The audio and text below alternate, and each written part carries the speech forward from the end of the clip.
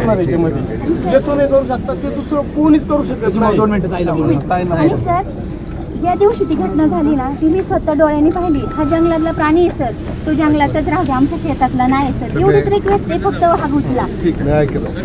चला ओके चला.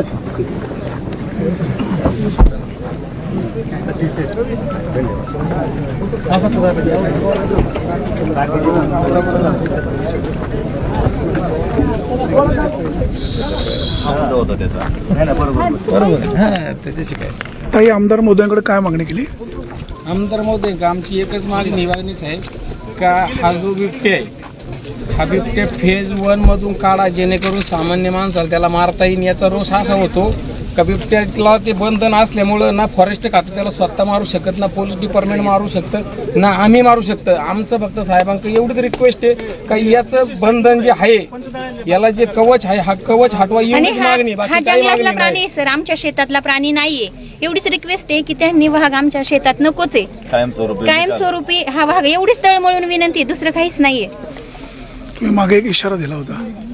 इशारा दिला होता तो आमचा राग होता. इशाऱ्यात आम्हाला काय नाही, आमच्या खांद्यावर बंदुका चालवल्या जातात. आम्हाला कोणत्या पक्षाचं काही ज्ञान द्यान नाही, आम्ही कोणत्या पक्षातही नाही, काहीच नाही. हे जेवढं स्त्री एवढं मंत्री आणायला कारणीभूत मी एकटा आहे. कारण का 2 दिवस बॉडी मी तिथं ठेवलेली दवाखान्यात, त्याच्यामुळे सगळे मंत्री आमच्या घरी बांधा पण आले. का आता आमची कळवळ कळाली पाहिजे, आम्हाला यायला रस्ता कसा आहे हा कळाला पाहिजे. ही कळवळ होती आमची. आम्ही काय राजकारणात नाही, त्या राजकारणाचा जाळ झाला तिकडे. आम्हाला काही ज्ञान द्यान नाही त्या राजकारणाचं.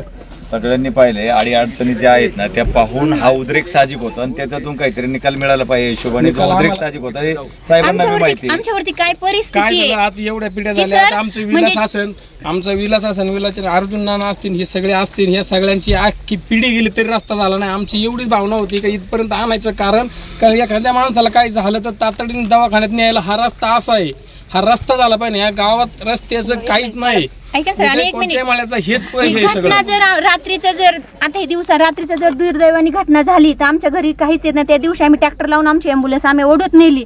आणि जर रात्रीचं आम्ही आमचं घरी रस्ता नसल्यामुळे आमचं लेकरू आम्ही खांद्यावरती घेऊन रस्त्यापर्यंत पळत जाऊ शकतो, पण पुढे आडवा फक्त आम्हाला बिबट्याच येतो.